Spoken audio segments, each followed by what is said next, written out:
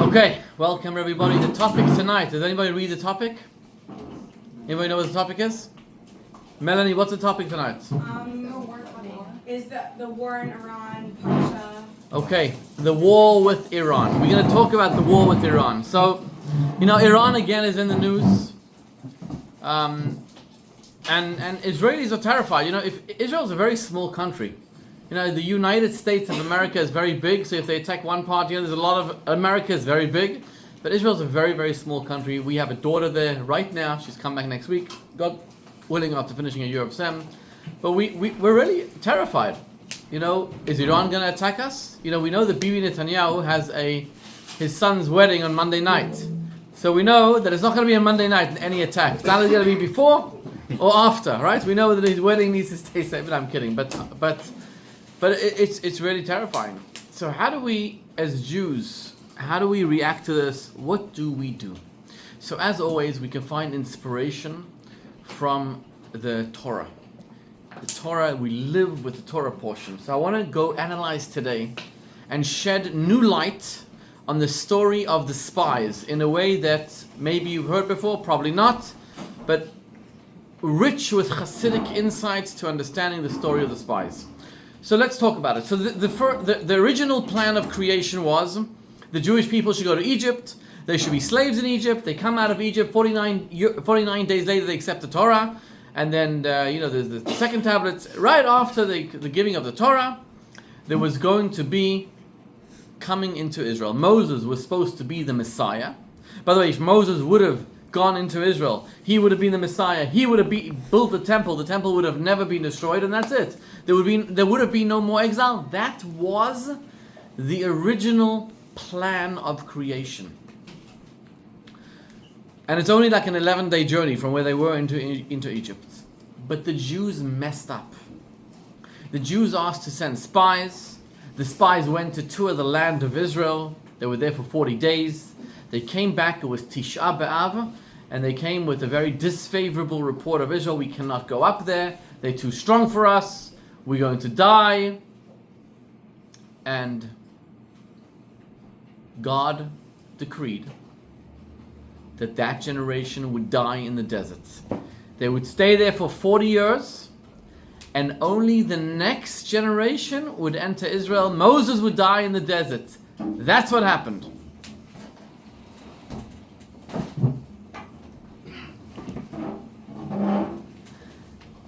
And we ask ourselves the story. Hey, Ashtomcha.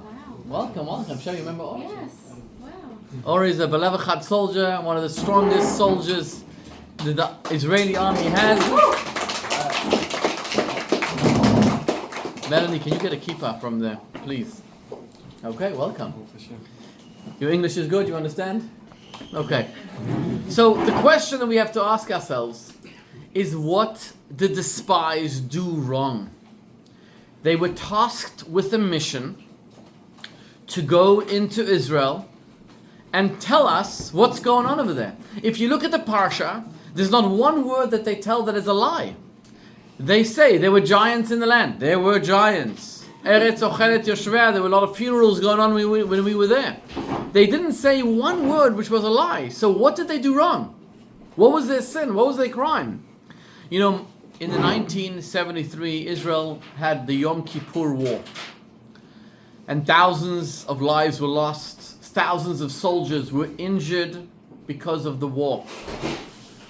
There was then, Israel had a super secret spy, right? Everybody knows Eli Cohen, but nobody is as familiar with the spy of the Yom Kippur War, the Egyptian spy. Anybody know who I'm talking about?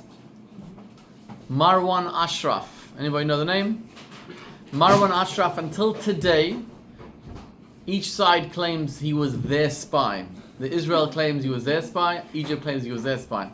He was the son-in-law of the leader of Egypt at the time, Nasser, and he was also very close with Sadat, who obviously became the leader afterwards. But Marwan Ashraf offered his services to the Israeli embassy in London. He said, I'll give you information about Egypt, and in exchange for money. He got $100,000 at the time. And he gave over information. He was a spy for like 2 years. And leading up to the Yom Kippur War, he told the Israelis that Egypt and Syria are going to attack. So the first time he told them that, Israel mobilized all its reserves, and nothing happened. A few weeks later, he told them again, Egypt is going to attack. Israel mobilized, and nothing happened. And then the third time he told them was before Yom Kippur. He said Israel is going to be attacked. And he had precise intelligence. Tomorrow, on Yom Kippur, it's going to happen. The head of the Mossad flew from Israel to London specially to meet him. Forgot his name, the head of the Mossad. He came specially to meet him. And he sat with him Erev Yom Kippur, and he told him, Israel's going to be attacked tomorrow. Tomorrow, on Yom Kippur, you better do something about it. The head of the Mossad flew back to Israel, and they convened an emergency cabinet meeting. Golda Meir was there then. And Israel did not mobilize its full army. And the results were tragic. So you have here, and so Israel says, this is a great spy. They told him, we just didn't listen, right? Egypt says that he was on their side, and it was double spy, double agent. Basically, they played Israel along by saying, he's going to attack, and then nothing happened, and then again, and then when it was the right time, so each side claims he was their agent till today. But the bottom line is, he warned Israel before Yom Kippur, and Israel did nothing. So you have intelligence. You have precise intelligence, which is exactly what the spies were asked to do. So what was their sin? Why did God get so angry? Furious, livid with rage. You're all going to die. It was on Tisha B'Av, it was the first Tisha B'Av. God decreed that generation will die in the desert. Every single year on Tisha B'Av, all the Jews dug their own graves and they went to sleep in their graves. Imagine the situation. 600,000 Jews all going to sleep in their graves every year on Tisha B'Av, and 15,000 Jews died. 15,000 Jews times 40 years is 600,000 Jews. They died. Joshua led them into Israel. But what did the spies do wrong, right? So let's think, let's analyze. Anybody have an answer? Tzvi, what did the spies do wrong? I think they were all scared they're going to get killed. By the way, faith. By the way, after October 7, I toured Israel. We went on a mission to Israel. Everybody's going on missions. So I went on a mission to Israel. And I met with a lot of IDF soldiers and generals and lieutenants and majors, and I asked everybody, how did Israel know that they were going to be attacked? Because the intelligence said that they knew. So why didn't they do anything? Why didn't Israel, there was a threat from Hamas from the south. Why didn't they do anything? So I asked a lot of people. A lot of people told me different answers, and there was one answer that I liked. It's from a guy who started a startup company, but obviously also serves in the reserves. And he said, Israel saw everything in front of their eyes. But it's like a dog, right? You have a dog that's barking. It's getting closer and closer and closer. And you don't think that it will dare attack you. And when you realize that it's attacking you, it's already in your face. Israel thought that Hamas would never dare to attack them. And when they realized that was wrong, it was too late. So the intelligence was there. That's what the spies did. The spies gathered intelligence. They told Moses this was going to happen. So what did they do wrong?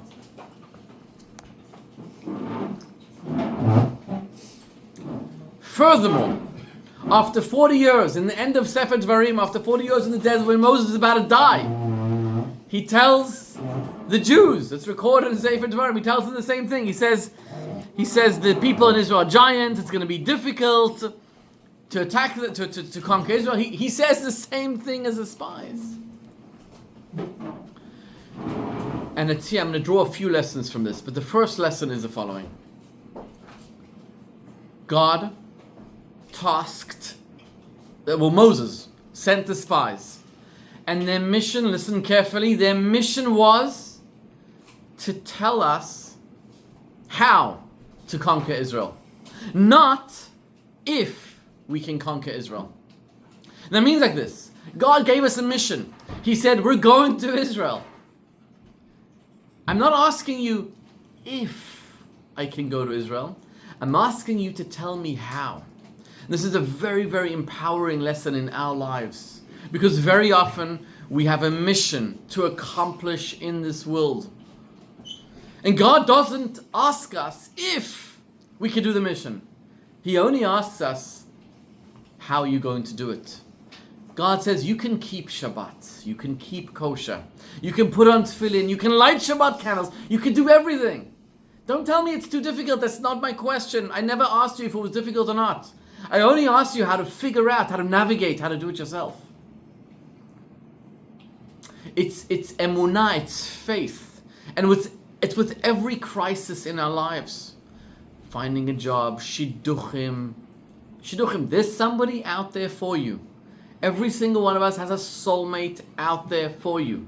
It's not if we can reach it, it's how to reach it. With emunah and bitachon, faith, a deep, sated faith in God. And it's the same thing with Iran. Iran hates us. Iran is an enemy. But we know, Hinei lo yanum v'lo yishan shomer Yisrael, the leader of the Jewish people, God, our master, that will not sleep nor slumber. He will not let us down. So am I worried if Iran is going to attack us? They may attack us. But am I worried that Israel is going to be destroyed? Absolutely not. God is our secret weapon. God tells us. He loves us. He's our Father. There's absolutely nothing to fear. You know, as Jews, we are naturally anxious.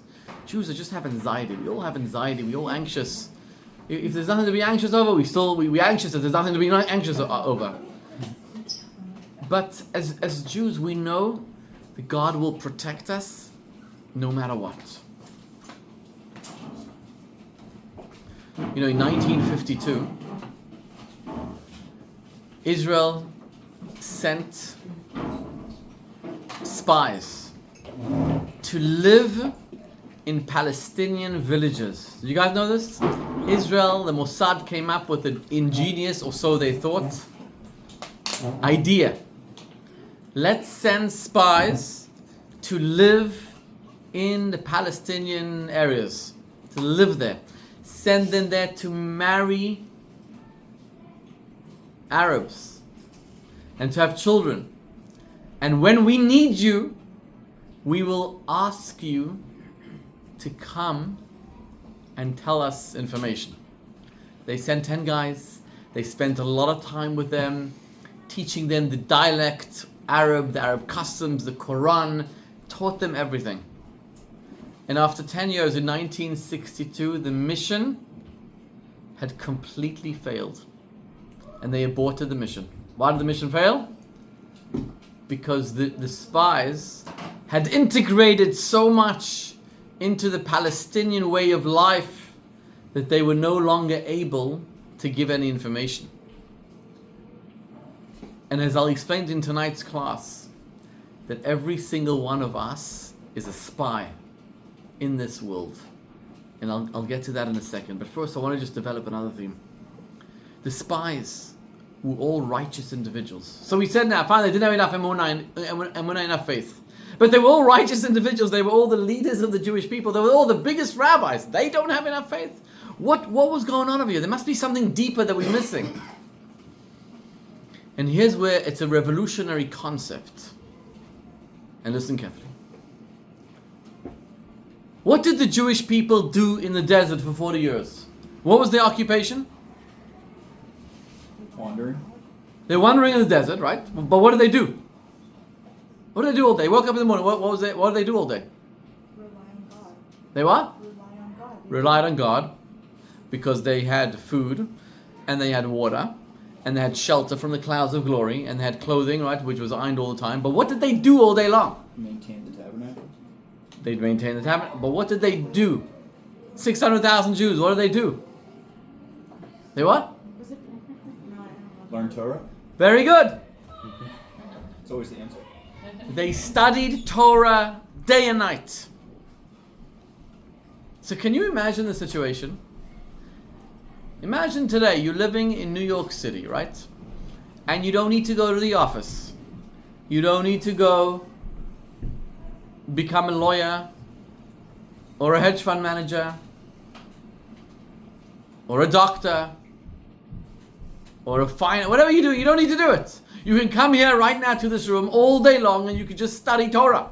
And you get so good at it that you don't need to listen to the shiur. You can give the shiur. You can give the Torah class. There's no greater pleasure in life than really learning a piece of Talmud, a Tosfos, really understanding it all the way, analyzing it. It's a special pleasure. You're connecting with Almighty God. They don't need to work because all their needs are taken care of. They have food, man, whatever they want to taste they have. If it's sushi, if it's steak, if it's soup, whatever they want to have. Breakfast, lunch, supper, and snacks. They have water, which is delicious. They have clouds of glory. They have no enemies. They need no army. So they are free all day to study Torah. Now let's look at the spies. Spies were spiritual human beings. They understood that if we are going to go to Israel now, there's not going to be any man from heaven. There won't be any water from the well of Miriam. There won't be clothes ironed. We'll have to have an army. We'll have to have the IDF. We'll have to go into work. We'll have to go into agriculture. We'll have to farm the fields. We'll have to work for a living. And we'll have time to study Torah, maybe early in the morning and maybe at night. That's it. Who wants to go to Israel? So the spies came back with a disfavorable report. They said we should stay in Israel. Why? Because they were such tzaddikim. Because they were such righteous people. They said the place for righteous people is in the desert with God. So now that we understand that, what's wrong with that? That's beautiful. Who wants to study Torah all day long? We all do, right? That's what we're going to do when Messiah comes, Mashiach comes. So what was wrong? Why did God punish them? Why did Moses get so mad? Destroying the whole generation. You didn't listen to me. I'm going to kill you all. Your children will go into Israel. Why? What did they do wrong? Michelle, what do you think?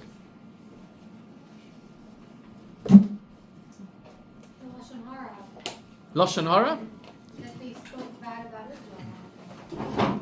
But let's understand they spoke bad about Israel because they wanted to stay in the desert. What's wrong with that? Because Hashem told them you need to go to Israel, so why are they going against something that Hashem said? I get it. But what's wrong with the idea of if I want to be close to Hashem? And let's translate that in today's day and age, right?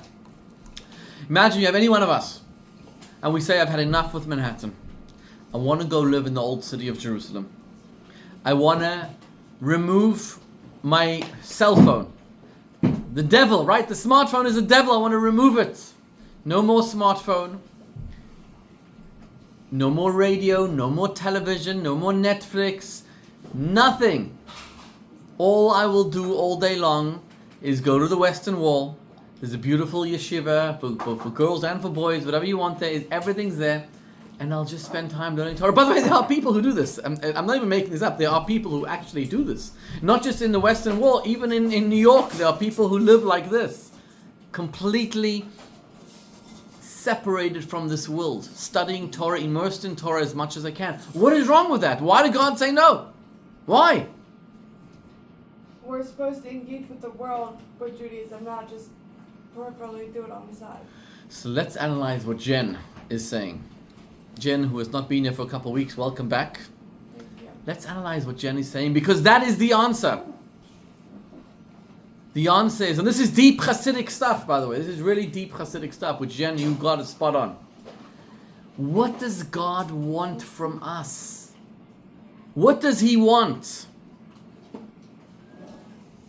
You know, I said last week, I mentioned this. I've been like, I'm a Chat GPT guru right now. Okay. Until last week, and I'm so frustrated myself. I figured, WhatsApp sent me all the time Meta AI, like advertising, like use Meta AI. So I used to use Meta AI, and I used to put my weekly blog there, and all my AI questions I used to put there, and I was so underwhelmed, what everybody's talking about. This is the AI. It's nonsense. God has no jack. There's no nothing. It's horrible. And then. Because I thought ChatGPT we had to pay for it. I'm not going to pay for something that I don't, And then I realized how to figure out how to open ChatGPT and link it to my Google account for free.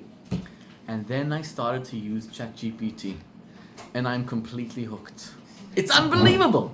It does everything for me. Everything. All my emails, I asked it today, what should I give a Torah class about? It gave me so many ideas. And then it says to me at the end, would you like me to prepare the shiur with sources, with Torah sources? I said, yes, please.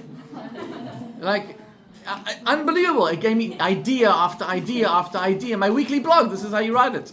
I said I want to write a book about how we started Belev Echad and where we are today, how we started it. It gave me like chapters, in seconds. The whole book's there. It's unreal. It's unheard of. Chat GPT is taking over the world. We have a guy who commutes, started working for us, commutes from upstate. So I asked him, how's the commute? It's an hour and a half every single morning, every single night. How's the commute? He says, no problem. I have a Tesla, so I don't need to put my hands on the thing. It drives for me by itself. So I have my Talmud classes, my Daf Yomi over there on the screen in front of me, and I do all my work, and I'm working. It's unbelievable. It's like, this is AI. This is a new world we're living in. But, and I've mentioned this a few times because it's so true. What AI is lacking, listen carefully, what AI is lacking is the fact that it is perfect. That is its biggest disadvantage. And let me explain. When God created the world, He could have inhabited this world with angels. He could have had Malach Gavriel, 500,000 of them, Malach Michal, all the angels, they could have been in this world. And you know what the angels would have done all day long? They would have woken up in the morning and they would have learned Torah and prayed and learned Torah and prayed all day long. But God didn't want that. He didn't want perfect individuals. What He wanted is imperfect people like every single one of us. ChatGPT is perfect, and that's why God doesn't want a robot. He doesn't want a robot. He wants people who are imperfect, who have a Yetzer Hara, who have the evil inclination, who fail, who get up in the morning and they are frustrated, they are depressed, and they are angry, and they sin. But what happens the next morning, that's what counts. God doesn't want us to sit all day long and study Torah. He wants us to go out into the world, engage in the world, permeate the world with Torah and mitzvot. He wants us to walk in the streets of Fifth Avenue and study words of Torah, say words of Torah which we know by heart. He wants us to say psalms. He says, there's a Hayom Yom, there's a saying from the Rebbe that says that you have no idea the pleasure of God when two Jews are simply walking on the street together and discussing words of Torah. The angels are jealous of this room right now. This room has so much Torah, so much light, so much energy, so much spirituality right here in this room. Some of us are tired. We've been knocked out by our co-workers and employers and employees today and knocked by the rough of Manhattan. But yet we are here right now studying Torah, listening to the words of Torah. There's no greater joy, nachat, for God than this. So the spies had noble intentions. It was an amazing idea. In theory. But in practice, God said, that's not why I created you. I could have created ChatGPT and angels. But what I created was human beings who are imperfect, who go out into the world, engage in the world, become the doctors and lawyers and hedge fund managers and have an IDF and make the world a home for me. Spread Torah in that universe. Ve'asu li mikdash, make for me a sanctuary, ve'shachanti besocham, and I shall dwell amongst them. That's the purpose. That's what the spies were missing. So it was two things which we said so far. Number one, God doesn't ask you if you could do the job. He asks you to figure out how to do the job. What is the job? To make the world a better place. Our mission, our purpose, why are we alive? Is to make this world a home for God. Everything we do has to be about making this world a home for God. God doesn't ask us if we could do it. Our mission is to make sure and figure out how to do it. Does that make sense?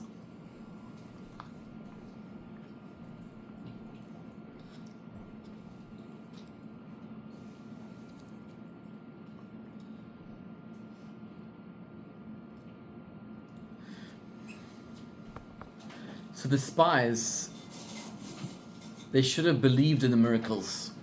You see, with Iran today, The miracles are going to happen. There's miracles unfolding in front of our eyes all the time. What we need to do is believe in the miracles. By believing in the miracles, that itself draws down the energy from God that the miracles will happen. It's like the saying, Tracht gut, wird sein gut. Think good and it will be good. By thinking good, you're creating that it will be good. Meaning like this. Let's say somebody needs a shidduch, right? Let's say somebody desperately needs a shidduch. Last night I spoke to somebody very, very close to me, and he says, I have an enormous problem.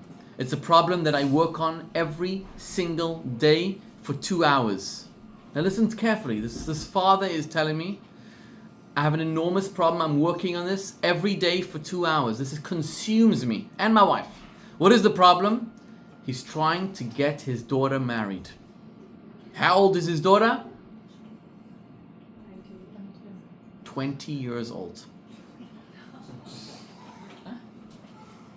His daughter is 20 years old. And all that is occupying him on a daily basis, and he's getting so frustrated, is that his daughter's not going out. She hasn't had a single date, he says. Can you imagine? Is anybody here 20, hit 20 yet? No, everyone's under 20, right? Under 20, Jordan. When you hit... No. You 20 already? No, I'm 25. 25? Oh my God, let's go. Let's do this. Let's do this. I'm late.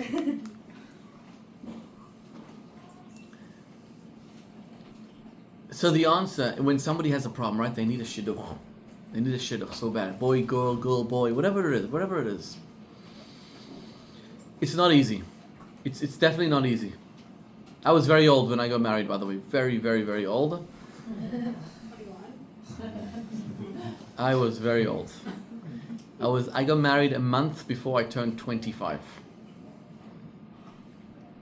Very old. And my wife Chevy, she was 22. My mother was exasperated. How are we going to marry this guy off? What's going to be? You're so picky, you're so fussy. I dated so many girls. I think I dated 6 or 7 girls, I don't remember how many. So many girls you're dating, you're so picky.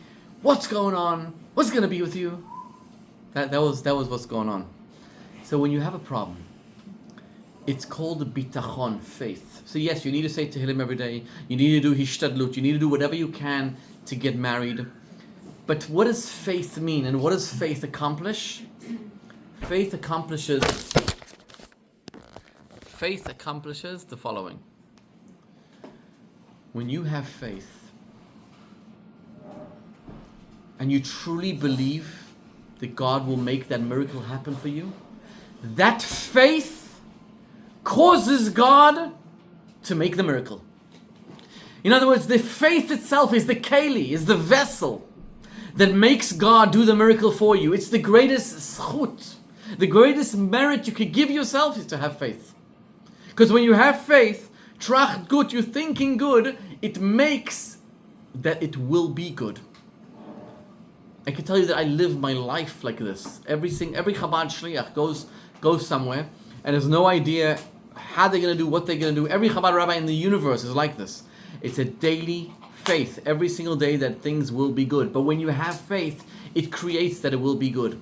That's what's called bitachon.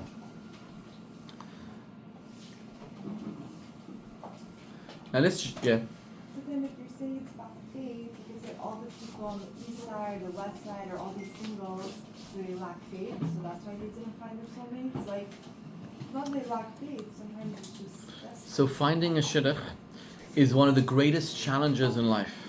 It's one of the greatest nisyonot, trials and tribulations that God gives us. Finding a shidduch is very, very, very difficult. And so all the singles, Manhattan has 40,000 singles, right? That's the numbers. And they all moving to the east side, right? They're all here. As far as I can tell, it's like an influx. Everyone on the east side. Some on the west side still, some. But even the west side, they're all moving to the east side. Right. Now, what does it mean? So what does it mean? So if you take... God has a plan, right? He definitely has a plan. But what every single is required to do is the following. The Torah says this. Number one is go out and pray and ask God that He guide you to find your soulmate. You don't want to marry anybody that's not your soulmate. You just don't want it. He wants you to you want Him to guide you to find your right soulmate. So you need to pray. You need to say Tehillim every day. You need to take upon yourself all different kinds of things that will bring out this Yeshua. But you need to prepare yourself, your soul, to meet the right person. But here's the thing. It says, Kashel is Afghan ki kriyat yamsuf. It's hard to make a shidduch for somebody like it is for God to split the sea. What do you mean? It's hard to split the sea? What are you talking about? God, for God, the guy who brought blood and frogs and lice and smote everybody, it's hard for Him to what? To split the sea? It says there's three things actually that are hard for God. I just mentioned two, splitting the sea. Number two, a shidduch. And number three, what's the hardest thing for God? Number three? Finding a livelihood for Hashem. What's pshat? What does that mean? How's that possible? And the answer, I said this a few times already in this class. The answer is, anybody remember the answer? No? What was the question? How is something hard for God? Hard for God to split the sea? Piece of cake. The guy built the world, something from nothing. How's it hard for Him to split the sea? He needs our participation. That's it. Very good. The answer is like this. How did the sea split? It's not hard for God to split the sea, but it's hard for God to get the Jew to believe that he could split the sea and to jump in. That's the hard part. The sea didn't split until one Jew, right? God told the Jew, Moses told you, go. Nobody went. Only one Jew got into the sea, got into the ocean. The water reached his stomach and reached him here and reached him here until it reached him here. And one more step, he would drown. And he said to God, you told us to take steps and move forward. I'm going. And as he took the leap of faith, that is when the sea split. It's easy for God to split the sea. It's hard for God to convince the Jew to jump. And the same thing is with Parnassah. God finds us Parnassah. He finds us the right thing to do. But when the right thing comes, you need to jump in. That's what's hard for God. And the same thing is with the shidduch. So once you've prayed, and once you've davened, and now God will make you meet your soulmate. You will meet him. You will meet her. If it's going to be through J-Date or J-Swipe or J-This or J-That or J-Post, I don't know what, or a Chabad date or Chabad match.com, whatever, you will meet your soulmate. Could be at this class, your soulmate is right here. And God will introduce you to your soulmate. When something makes sense, when you have an intellectual chemistry, it makes sense, and you have an emotional chemistry, something, you jump in. That is it. That is your shidduch. You jump. What's hard for God, what's easy for God is to introduce you guys, but hard for God to convince you to jump. That's the difficulty, and that God won't do for you. You need to jump. You need to take the leap of faith. It's a leap of faith because you don't know. Right? I always tell the story. When I met my wife, I dated her for a very, very long time, equivalent of 12 years of dating. Right? 12 years. I once went to Kathmandu, and I met this guy very, very depressed. His name was Kobi, and he was very depressed. Why? Because he had lived with somebody for 10 years. 10 years they had lived together, and after 10 years, he felt that it's not for him. So he split up with her, and he was so depressed in Kathmandu. So I said to him, and you didn't realize this after 1 month? You needed 10 years? He says, even now, I'm not so sure. I think she's not, that's what happened. So I dated the equivalent of 12 years. Long time. How many dates was that? 6 weeks. It was around 6 weeks, 12 dates, more or less. That was like a long time. Like Chevy's family was asking her, what is wrong with this guy? Like he's indecisive. He can't decide. Like, what is wrong? I went for a date I picked her up. She was staying by her sister in Hoboken, New Jersey at the time. And my brother-in-law, after like 6 or 7 dates, he comes out into the car and he says, "No, what's going on? Are you going to the Rebbe's oil? You want to ride? You want me to take you there? Like, what's taking you so long?" That's what he says to me. Because at some point you need to jump. But now, after 12 dates, I had a beautiful proposal ready. I went to the Rainbow Room. I got the whole guy to put a CD of Mordechai Ben David singing the Eishel Chayil song, whatever it was. And I had flowers and I had everything. And then I got cold feet. And I said, oh my God, I can't do this. I cannot do this. I don't know if she's the right one. I don't know. And then there was a switch which went on in my head. And I said to myself, she makes sense intellectually. We have this chemistry. I don't love her. I mean, I just know her for 6 weeks. But I like her. I think I can grow to love her. Let me jump in. And after I proposed to her, I never looked back. Till then, I was thinking, is she the right one? Is she not the right one? I don't know. Maybe. But once I proposed and I jumped in, I've never looked back. And it's been, 20 years, over 20 years already. But that's what it means to jump in. At some point, we all need to jump. Nobody's perfect. Nobody. And that's the faith that the spies are told, you can do it. Don't tell me if you can do it. Tell me how you can do it. And it's a lesson for everything in life. So I want to juxtapose this with the Haftarah in the Parsha. The Haftarah also talks about spies, also talks about a story, but this time it's Joshua. Joshua sends spies to Israel, only 2 spies. And there's many, many differences, like 12 differences with spies Moses sent, the spies Joshua sent. But the bottom line is, spies Joshua sent succeeded in the mission. They went to a place called Jericho. And there they met a woman by the name of Rachav. Right? By the way, Rachav, what was her occupation? She was a prostitute. She was a non-Jewish prostitute. And she wasn't just a prostitute. When the spies asked her about the people of the land, are they afraid of us? She said, all the officers in the land, all the army, they are all terrified of you. How did she know? She didn't have WhatsApp. She didn't have Facebook. She didn't have Slack. She didn't have nothing. How did she know? Because basically she slept with every single officer in the land. She wasn't just a prostitute. She was an addict. She was Meshuggah. She was on steroids. It says in the morning, she slept with somebody and she had an entrance in the front of her house, entrance in the back of her house, because an officer she slept with had to go through the back of her house because there was another one already coming in. It was like a vicious cycle. In, out, in, out, in, out for 40 years. From the age of 10 till the age of 50, this is all she did. Now this Rachav, who did she end up marrying? Joshua. Yehoshua, the leader of the Jewish people. How could there be a more refined, couldn't there be a more refined shidduch for Joshua? Couldn't he find another rabbi's daughter to marry? He had to find this non-Jew, convert her. And I mean, couldn't she have had a better occupation? Maybe he could hire a lawyer to marry, a doctor. Any occupation is better than that. And not just that, it says that Moses wanted his children to be the leaders of the Jewish people. And Hashem said no, because Joshua for 40 years never left your side. He studied Torah day and night by you. And this Joshua, who studied Torah for 40 years in the desert, should marry somebody who for 40 years does, you know what? What? Couldn't find a better shidduch? And this is just, by the way, the answer is that when you have somebody who has so much fire and power to do bad, so much energy, all you need to do is transform that energy into kedusha, into holiness. And that's exactly what Joshua saw, He saw a nuclear weapon, a hurricane, a bulldozer of spiritual energy that just needs to be transformed, and we will do it. We will have it. So he converted her, and she became a great rebbetzin, and together they married, and they have beautiful children, some of whom are prophets and prophetesses, including Huldah, Yirmiyah, Jeremiah the prophet, comes from that union of Joshua and Rachav. But the spies that Joshua sent made it.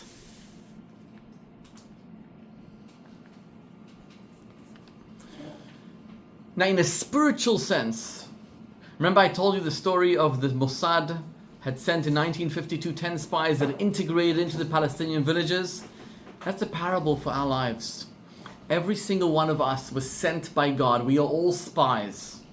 We are all spies into this world, and our mission is to integrate with the world, but stay above the world, right? Those Israeli Mossad agents were supposed to integrate with the Palestinian villages and lives, but stay above. So when the time comes, they'll give over intelligence to Israel. They integrated so much that they became one with their world. They were useless as spies.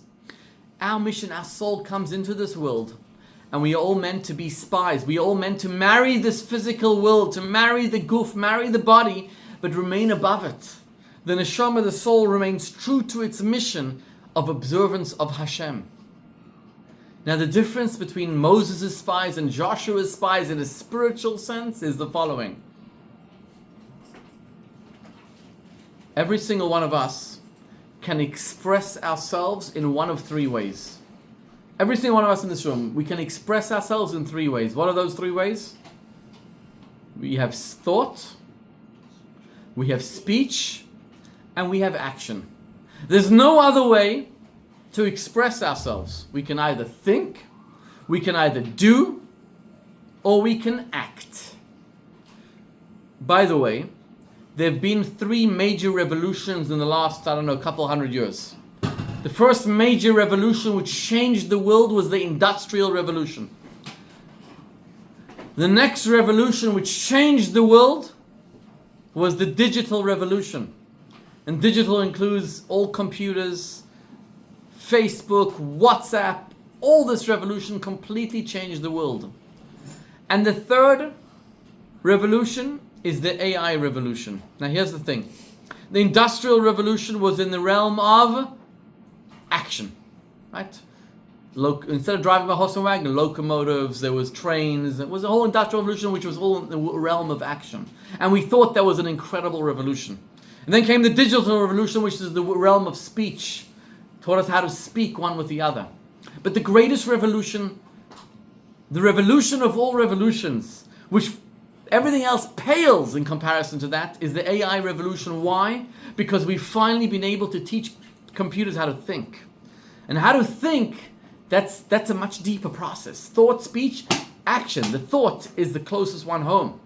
And that's why the AI revolution will change the world in a way that the industrial and digital will make nothing. Be kids play compared to that. Moses sent spies and Joshua sent spies. Spies were sent to conquer the world, to conquer the spiritual world, to take over the physical universe, to bring God in here. Moses wanted the spies, the Jews, to also change their seichel and midot. Without getting too technical, because I don't want to confuse you guys, Moses' mission failed. But Joshua's spies, Joshua said a Jew can control his or her thought, speech, and action. It means like this. If you want to sin, we all want to sin, right? Some people want to steal, some people want to murder, some people want to speak lashon hara, some people want to violate the Shabbat. We all want to sin. But whatever sin that is, we have the ability to control our actions. We all want to speak. We can control our speech. Thought, we can control our thoughts. We have the ability to choose what we want to think about. Period. End of story.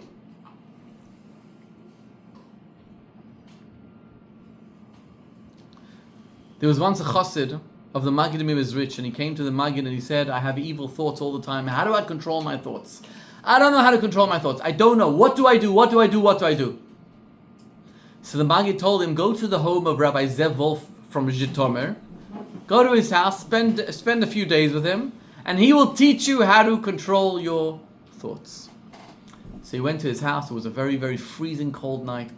Freezing cold. He arrived there at 10 p.m., knocked on his door, and there was no answer. So he thought maybe he didn't hear him. Knocked louder, there was no answer.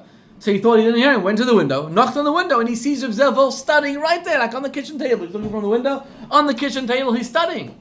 So he knocks and knocks and knocks and knocks, and the guy's like, nothing, no answer.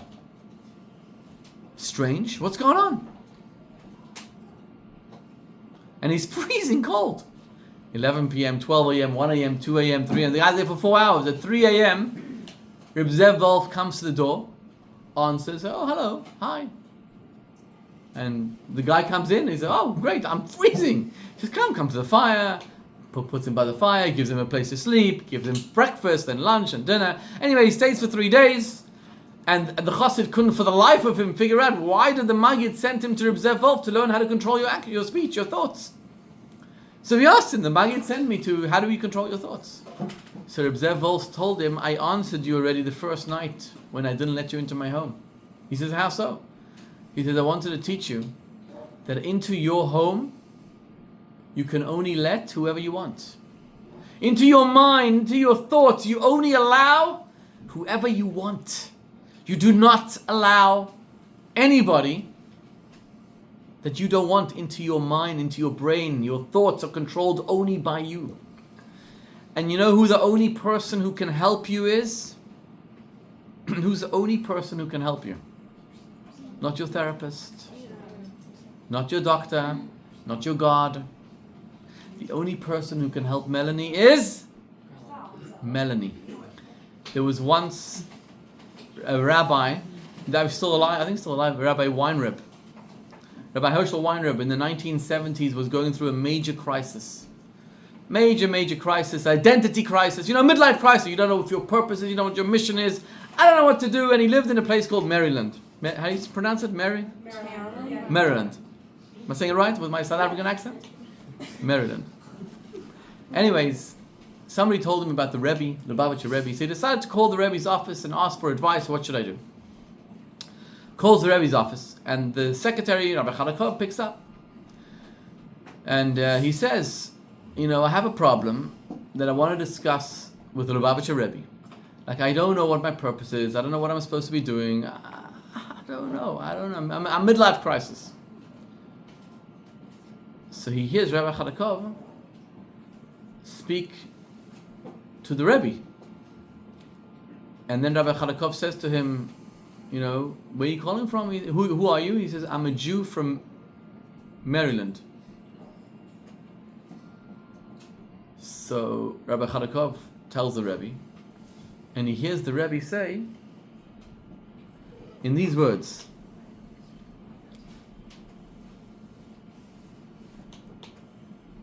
there's a Jew in Maryland by the name of Winreb. Go talk to him. So the guy was like, what? I never told the Rebbe my name. What? So he tells, Rabbi Chalakov says to him, did you hear? He says, no, say that again. He says, there's a Jew in Maryland by the name of Winreb. Go talk to him. So then he's like, but I'm Winreb. My name is Winreb. So he hears Rabbi Chalakov say to the Rebbe, he's Winreb. And the Rebbe answered him, Oy bazoi, if so, soll wissen, he should know, as a mol darf man reden zu sich, that sometimes you need to talk to yourself. And that was when Winreb got it.